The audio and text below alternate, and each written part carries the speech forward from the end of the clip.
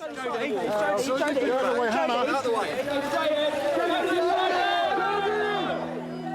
Jodie Marsh. You may know me as a glamour model, but there is a very different side to me that you don't know. I was bullied at school. As a teenager, my tormentors led me to make a drastic decision. I let the bullies change my whole life. They changed it forever. I've tried to block out what happened to me back then. I literally wanted to kill myself repeatedly. But I'm not alone. Up to 70% of all young people in the UK have been bullied. It's a massive social issue and its effects are devastating. If we'd have been here that night, perhaps we could have saved him. I really don't want to talk about this, but It's all right. Because I've been through it myself, I believe I can help. So I'm going on a journey back into my secret past.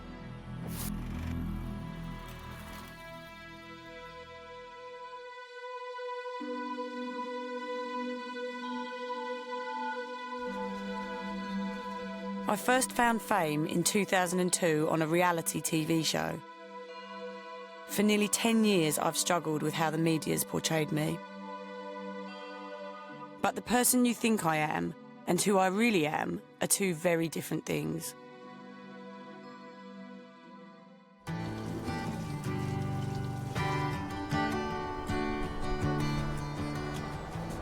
you think this is an unexpected view of Jodie Marsh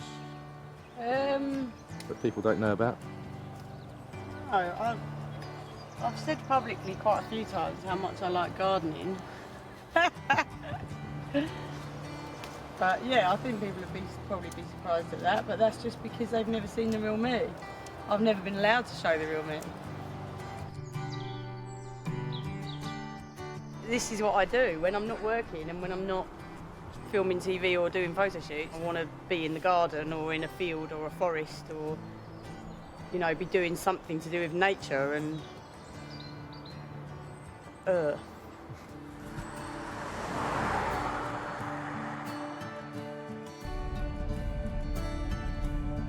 I still live round the corner from my mum and dad.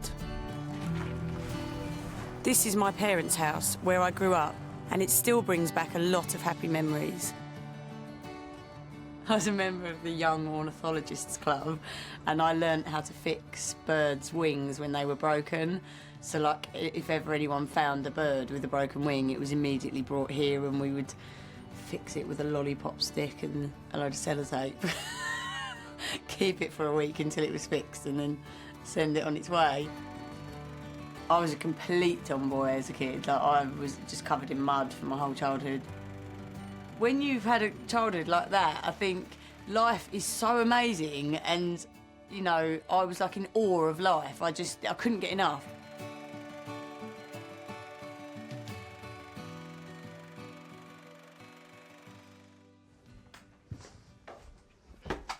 This was my old bedroom. Obviously, this is not how it was. I think it was just my little, like, sanctuary and, you know, and I spent a lot of time in here, especially when the bullying started. I'd broken my nose playing hockey at primary school, leaving it slightly crooked. It didn't bother me at the time, but it did single me out to the bullies. The taunts were horrendous, all day, every day, like, incessant. Name-calling, just verbal abuse, you know, being ugly, looking like a freak, like... It was just constant abuse about my nose and my face. And I often used to come back to my bag and my pencil case had been opened and they'd all spat inside my pencil case and zipped it back up. This treatment had an impact on my relationships with everyone at school. Being bullied is being isolated and not fitting in and being picked on and being outcast and, you know, it's very, very lonely being bullied. I was an A-grade student, but the bullying forced me to turn my back on the education system that failed me. I know if I hadn't been bullied, we wouldn't be making this film now and I wouldn't be famous and I'd be a vet and I'd be a really good vet. And that's the way it goes. Like, I let the bullies change my whole career path, my whole life. They changed it forever.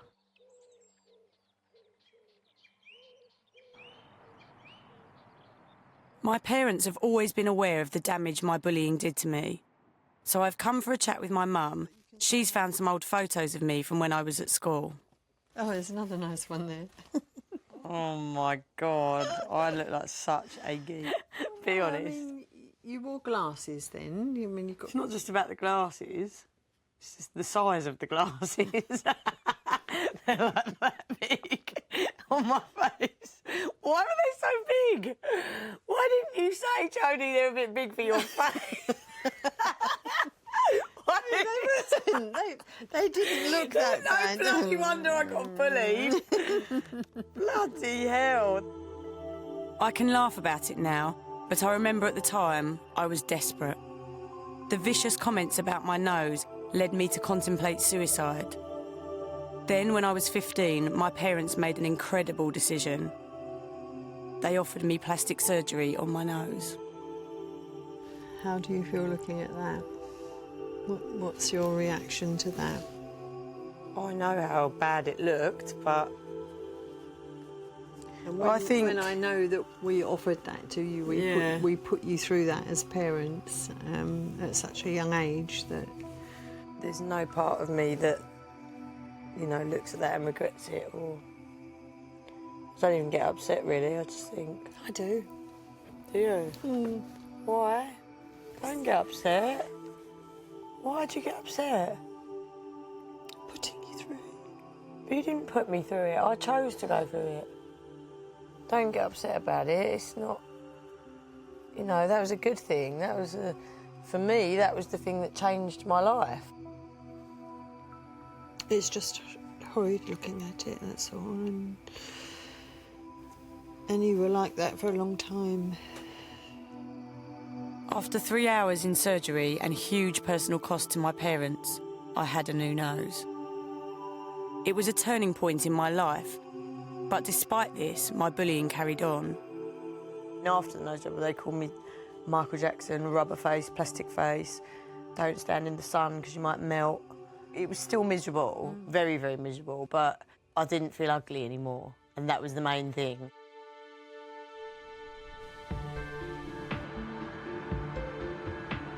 Speaking to my mum has brought up some painful memories, so I've come back to my old school to see if I can lay some of them to rest. This will be the first time I've returned in 16 years. I had name-calling and abuse and on every part of that ground. So it doesn't, you know, all that just makes me feel sick, all of it. I don't look at it and think, like, oh, it's my school. I look at it and think, burn. I'd happily see it burn down and just not be here. You know, for me, it did ruin my life for a very, very long time, and it scarred me for a long time. And probably some of the little scars are still there. They probably don't ever go away. Going over part of your past which you don't want to go back. You don't want to go back to. It's not even that I don't want to go back to it. It's just that, you know, I'd rather be with a bullied kid right now, helping them, than standing outside my shitty school that failed me in every way.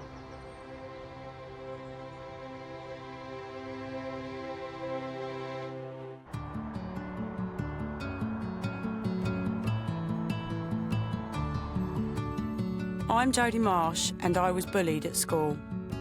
The abuse I suffered completely changed my life, and it has taken me over a decade to recover from it. I spent years trying to come to terms with the way I looked even, and who I was as a person. Now I'm on a journey to learn more about bullying and hopefully, with my experience, help people that are suffering from it now. Today I've come to Staffordshire to visit a school to meet some children that have been bullied for their appearance, just like I was. But even being on the school grounds is making me feel uneasy. I don't like the environment of it. It feels like it could be a breeding ground for bullying. The bottom line in all of this is I want to be able to help people. So it doesn't matter if I don't want to be here or if I don't like it. Like, if I can help someone, then that's what I've set out to achieve, you know, and hopefully I will. So it's, you know, I'll put my feelings to one side.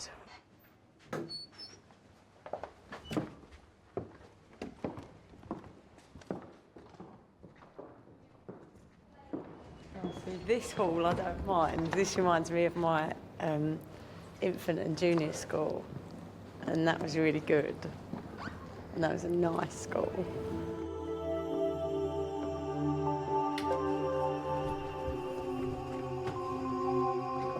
When you send your kids off to school, you literally are putting them in someone else's hands, and you can only hope and pray that everybody around them will treat them nicely.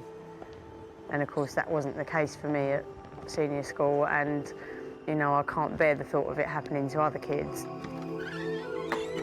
This school is well known in the area for its strong stance on anti-bullying, and Deputy Head Teacher Karen Broadhurst has found some pupils that are willing to talk to me about their past experiences.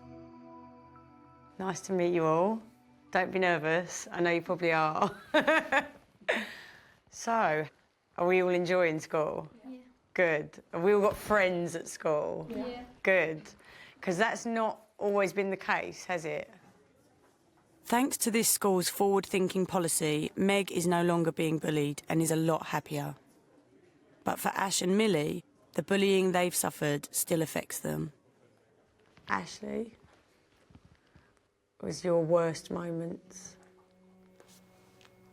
When they call me all the names, like fat boy and go eat some more pies and things like that.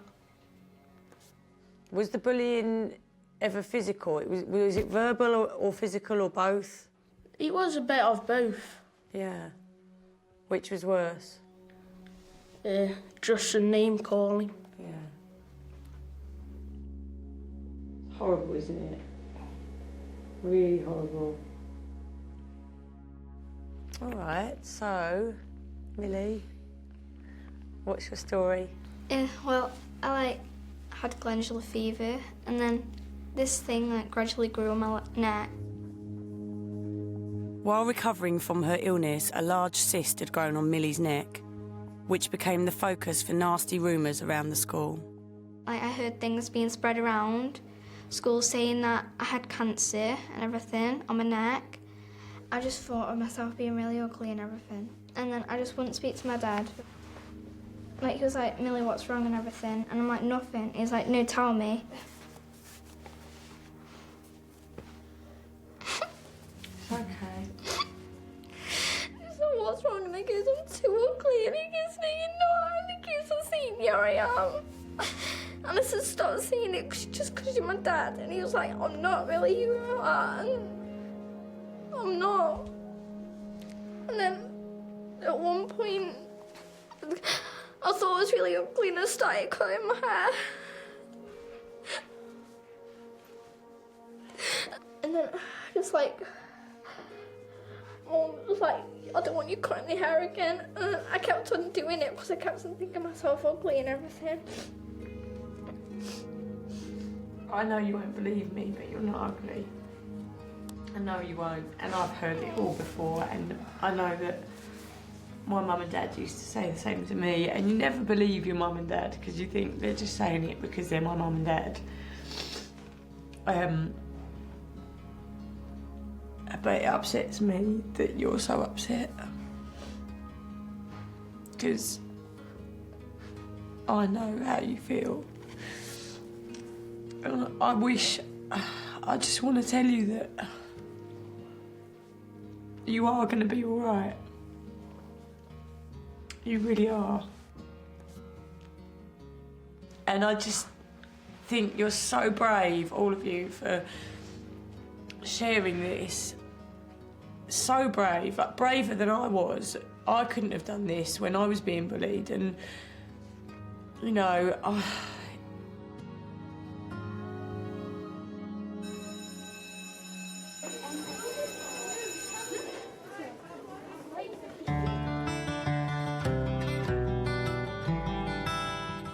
After talking to Ash and Millie, it's now very evident to me that verbal bullying is a much bigger problem than people realise. So I've returned to Brentwood, where I'm meeting my best friend Lauren, a local school teacher. Oh. Sybil! Oh. Got your makeup on now? You look like Mummy. Sybil, come on. I want to find out from Lauren what she knows about verbal bullying.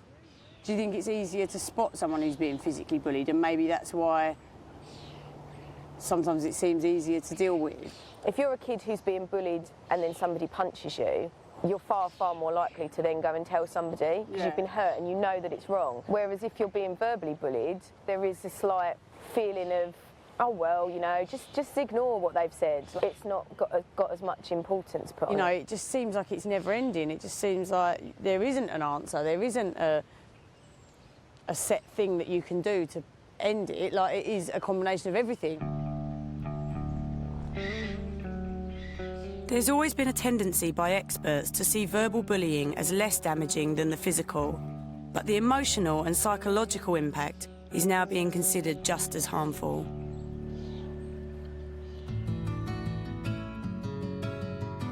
It's taken me well over a decade to recover from my bullying. One of the ways I've done this is by surrounding myself with things that make me happy. High five. Yay, you just won. High five. Well done. You're such good doggies. You're a handsome boy.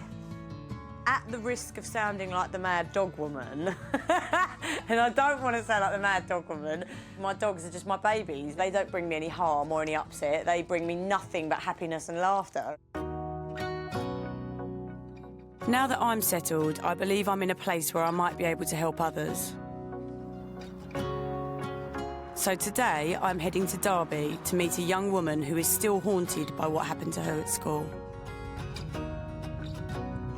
Hi, Zoe. Yeah. Hi, how are you? I'm good, you thank alright? you. Yeah. Good. Come in. Zoe is currently at university studying to be a teacher and living at home with her mum and dad. No milk. No milk. Thank you. Do you have sugar? Just black. No, thank you. I am on a diet. Zoe's bullying started because of her dedication to her work and continued all the way through primary and secondary school. I feel embarrassment telling you what they did to me because I think I've taken a lot of it on myself. Yeah. Don't feel embarrassed. What was the worst time at school for you? When they put hair removal cream in my hair, that was bad, and my hair fell out. They shaved my eyebrow off. They threw wee on me. They put nail varnish like on my face. It's horrific and disgusting. Zoe has moved on from the bullying she went through, but the emotional scars are still very raw. You're saying you're completely over it, and I can sit here ticking in my head thinking, is she really? Because I can't ever imagine being over it. I can't ever imagine being okay with what happened to me. Fortunately, Zoe had her parents to support her through the toughest of times. What do you think could have happened if you hadn't had such a supportive family then? Just bad stuff. That was. Don't get embarrassed. I've just done silly things. I know that I would have been reckless. And I thought about doing bad things at the time. To yourself? All the time. When I got depression when I was little, I can remember sitting down with my mum and feeling so rubbish, and turning around and saying it'd just be better if I wasn't here anymore. I really don't want to talk about this bit. It's all right.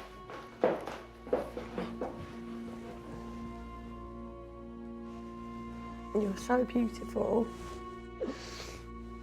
10 years ago, I felt exactly like Zoe does now, and her emotional outburst really makes me want to do everything I can to help her. Can we stop for a minute? Yeah. Just for a minute. Yeah, of course.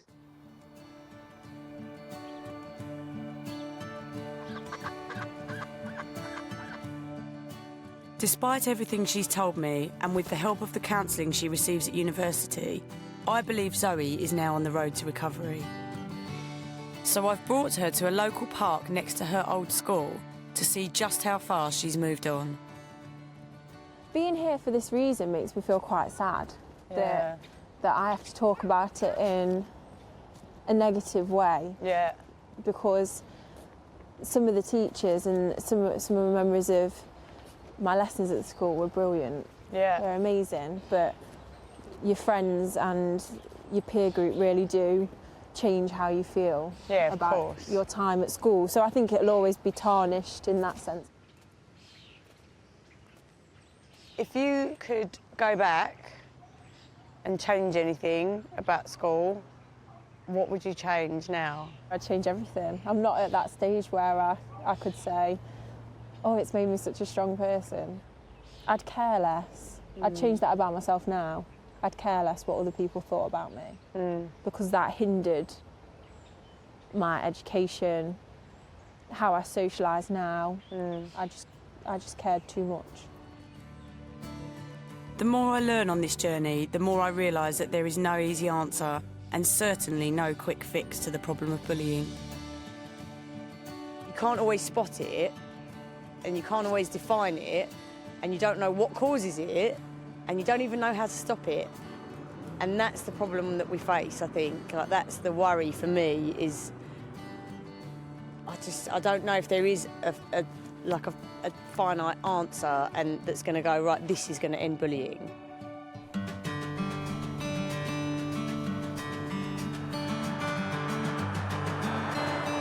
I'm on a journey to uncover more about the bullying I went through as a teenager and to try and help others that are suffering now.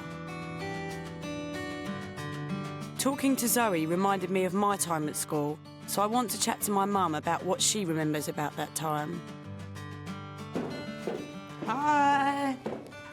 Hi. How are you? Good, thank you. Yeah, not bad, not bad. Good. Matching grey jumpers. Well, we're so alike, we're like twins. When I was 17, my bullying took a turn for the worse. After a physical attack, my parents took drastic action and removed me from the school. Mum's told me that she's found a letter that I wrote just after leaving. I came to Brentwood a lively, bubbly, confident girl willing to take part in anything to do with the school. By the 4th year of Brentwood, I hated school so much that I didn't want to go in the mornings and found myself willing 3:45 to come so I could just get out of there and go home. I feel it was your job to see that I, the same as any other people there, could learn to the best of our ability without obstructions. As far as I'm concerned, you failed to do this. Boom! Absolutely brilliant. It's true, though. I love that. As far as I'm concerned, you failed to do this. But it was the best thing I could have done was to leave. I honestly, like, I was a different person after I left that school, I think, wasn't I? Although you still had all that bullying still going on in your head, you were a different person from leaving the school. From that day onwards, it was almost like the start of rebuilding my shattered life. But rereading that letter reminds me of the emotional turmoil I was going through back then. You don't realise how much a bullied kid needs help. You don't. I literally wanted to kill myself repeatedly because I honestly felt like, well, I felt it was just the worst feeling in the world because you can't learn if you're being bullied. You just can't. It takes over everything. It ruins your whole life. What terrifies me is kids nowadays being bullied, or even in the past, who haven't got that inner strength.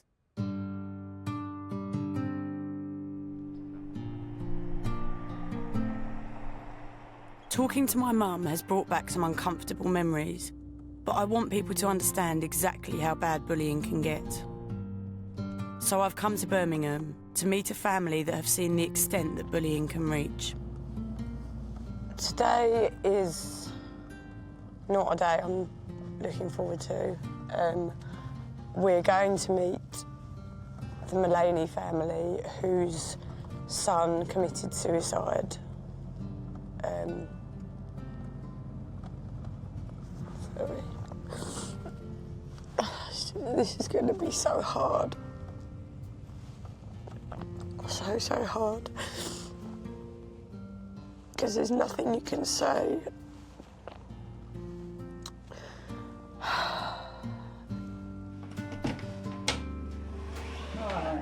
Robert, is it? It is, yes. Come on in. Nice to meet you. I'm meeting Robert and Tracy, who are still in mourning for the loss of their youngest son, Thomas. Nice to meet you.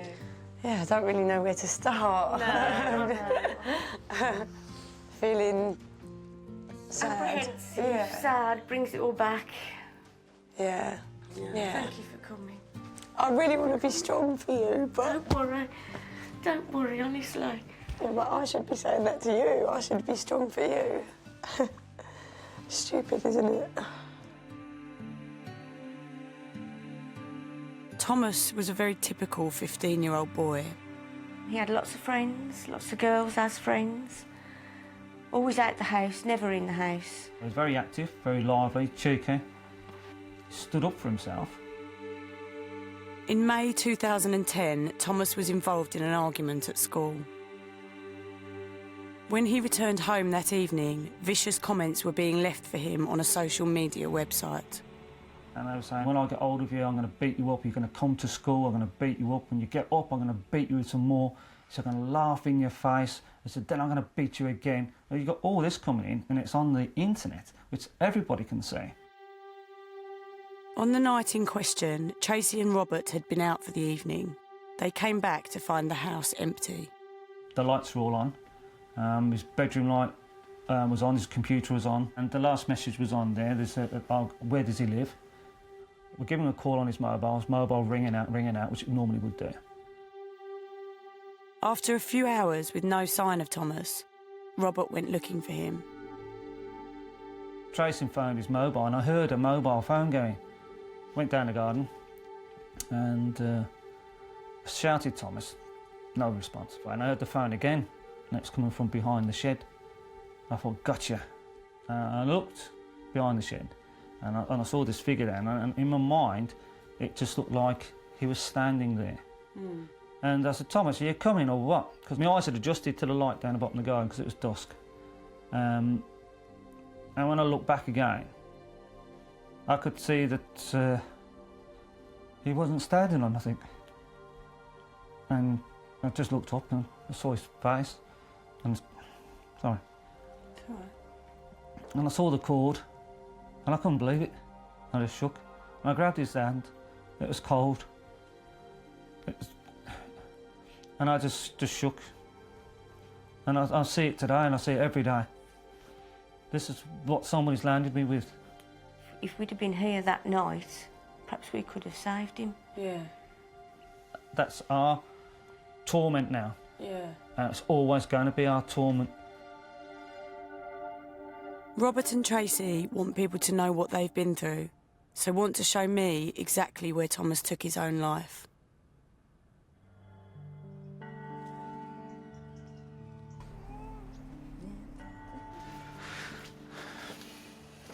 It's a bit of a mess, but as you can see, there's nothing been changed since the day. Yeah. Nothing. And I just found him here. There's no place for a young child, young adult, even an adult to pass away in. No. I'm sorry, I've got to go now. It's, I'm starting to well up a little bit, I'm sorry. If there was, like, anything you could say to the bully now, or just to people who bully in general, is there anything you'd say? Just think twice about what you're saying. It has consequences on everybody, not just the person that you're talking to. And you don't know what's going on in that other person's mind. I hate bullies, I hate them, and it makes me angry that these people who bully are just so stupid that they can't even think about the consequences.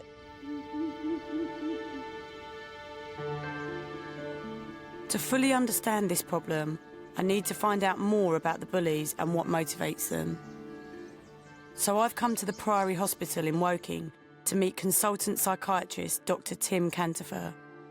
Why do they do it? Some bullies don't realise fully that they're bullying. They're just reckless. They want to make friends laugh. They want to be big and important. They don't think for a moment that the kids who they're having their interaction with are actually going to suffer. But there are other kids who are doing it for power.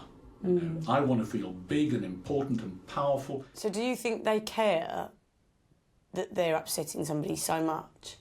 There are a few who do know, and the more they can make you in tears, the better. And if you are somebody who's lacking in confidence, they find you. Because the more you're bullied, the lower your confidence. The more your confidence is low, the more you withdraw. And the more you withdraw, the more the bullies say, oh, this is someone who I can bully. Yeah. So it can be a bit of a vicious cycle.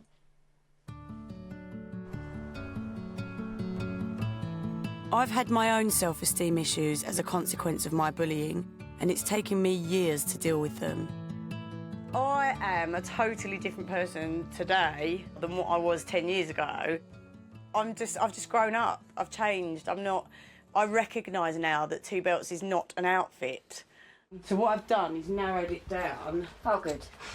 To 4, I think. So come on then, show me the options. OK, well, I need to put one on, really, so you need to...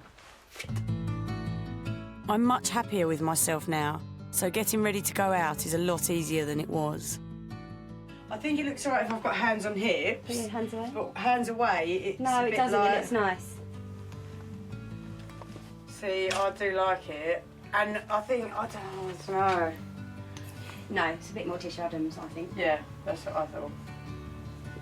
Now I'm thinking the purple. Oh wait, no, I really like that one too. Oh, it's between that one and the purple. That one. Is that by the same designer? No, this is Marks and Spencer. Is it? Yeah.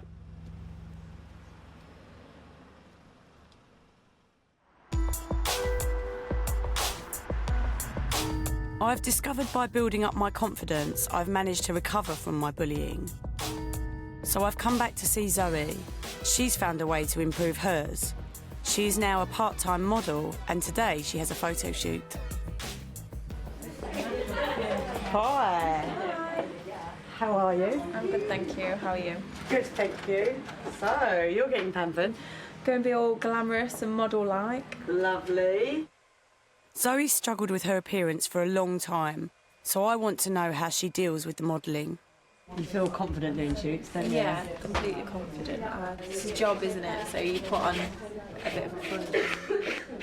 I don't feel worried when it comes to shooting. But Zoe's makeup artist today has gone for a very bold look. I think it looks like arty and quirky and a bit weird, and I love it. I like weird. I just like weird, not on TV, watched by all the people that call me ugly at school. I think that's the issue. Despite how far she's moved on from her bullying, Zoe's feelings can still get the better of her. You look like a fashion model. You look like a gorgeous... Oh, I don't. I know, but you do. But you cannot get stressed about this. This is all gonna be on TV, and I don't want to do this anymore. It's upsetting how much the opinions of Zoe's bullies still matter to her 4 years on. I'm scared they're all going to see me and laugh at me. Laughing for what? They'll be jealous of you because you're so gorgeous. I just want to get it over and done with now. Your insecurity sitting here now is all because of your past. So you just need to get to a point in life where it doesn't affect you anymore, and you will get there. Right, I'm alright. Sorry for my meltdown. Right, here we go. We're back on it now, then. On it. Yeah? What do you think to your hair now? I think my hair looks amazing. It's mega, isn't it? Gorgeous. Stunning hair. You look like you've had a load of hair. Just put on it.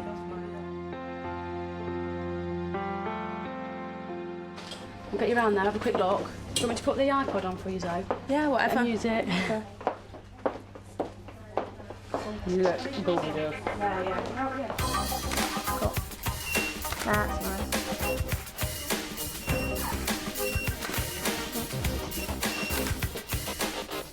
Lovely. Do you want to have a look at these ones? Very well done, guys. Yay! The end.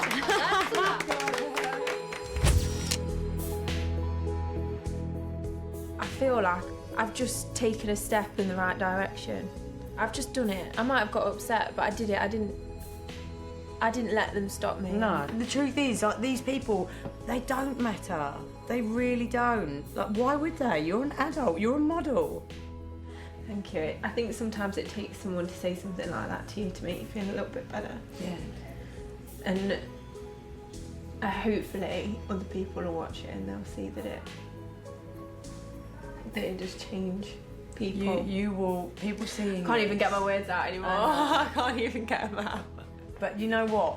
If there's any bullies watching this, you might stop them from being bullies. Good. Stop it. No, but that's what this is about. Yeah, this is what this is about, because it's showing that it doesn't just affect you while it's happening, it carries on affecting you for years afterwards. It's affecting me, but it won't ruin my life. No, don't let it. Give me a kind of don't get tearful again. I just want you to know. Oh, enough now. No, no more tears. It's very powerful. It just shows you, you know, how powerful bullying is. Everything you saw today, her tears and her upset, it all comes down to insecurity from being bullied. She still obviously has lots of insecurities. And only time will heal those.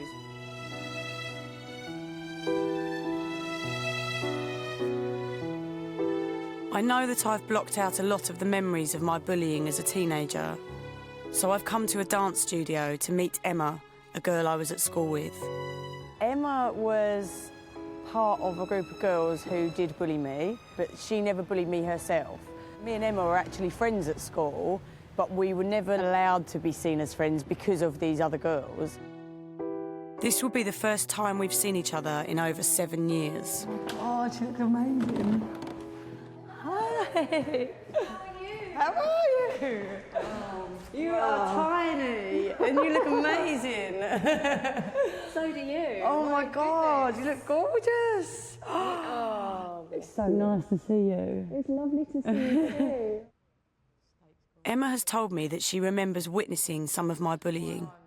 I do remember going into the girls' toilets and walking in on something happening between you and, well, between these girls and you, that was clearly very hostile.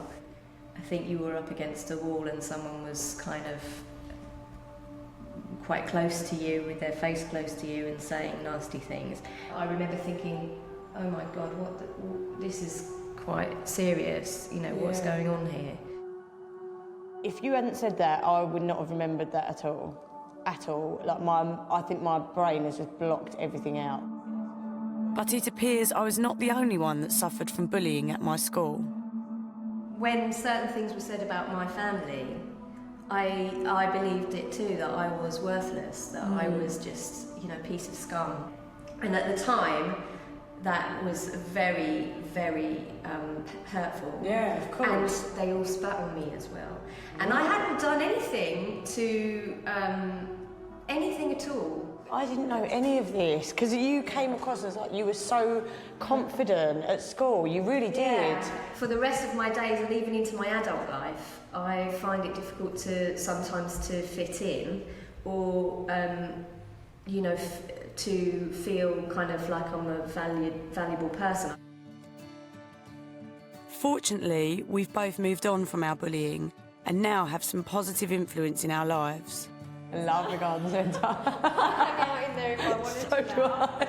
I live next door to one, so Oh, I'd just go there and walk around. maybe we should open our own garden centre. That'd make me really happy.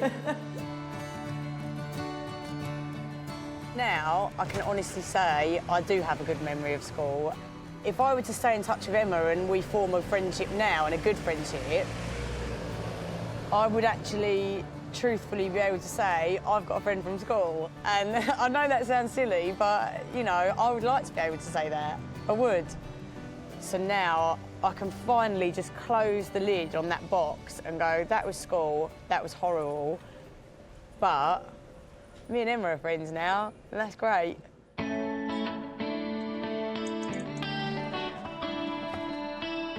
I want to end this on a positive note, so I'm returning to the school in Staffordshire where they're having a day dedicated to anti-bullying.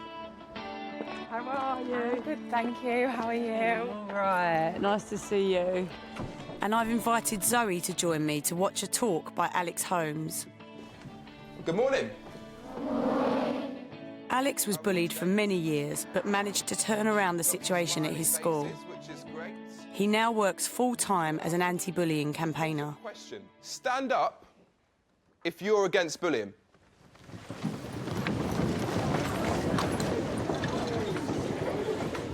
I'm really glad that so many of you are standing.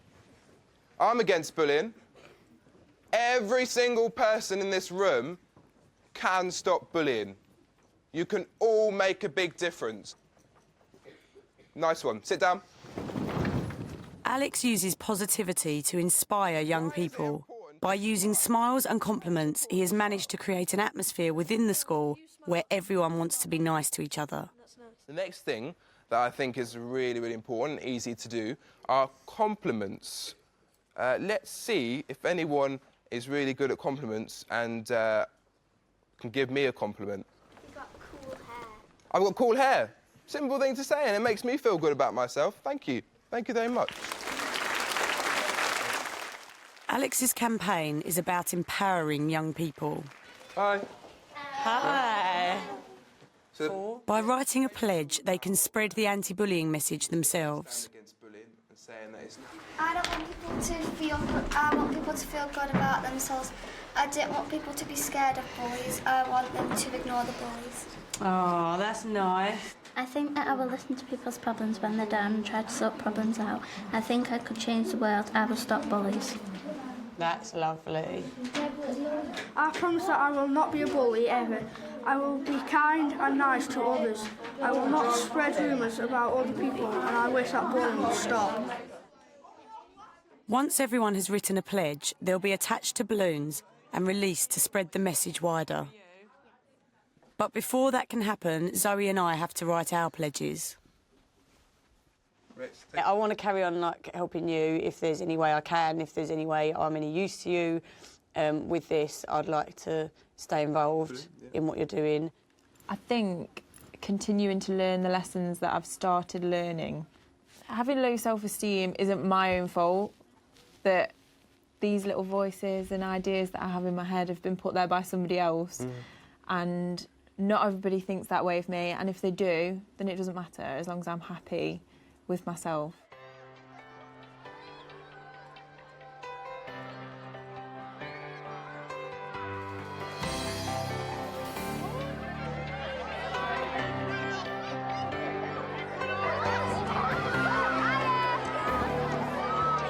Have you had a good day?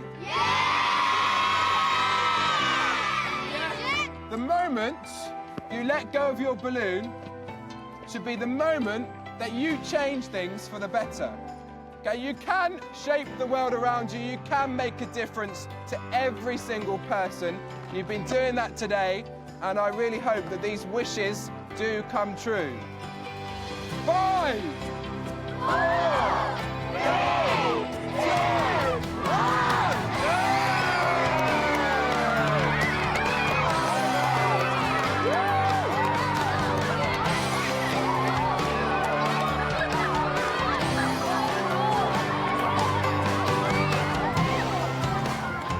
This whole journey has been so emotional and upsetting. It's been draining for me, it really has. But I know that what we're doing here is a good thing, and I think as many people as possible should get on board and spread this message and just be nicer to each other.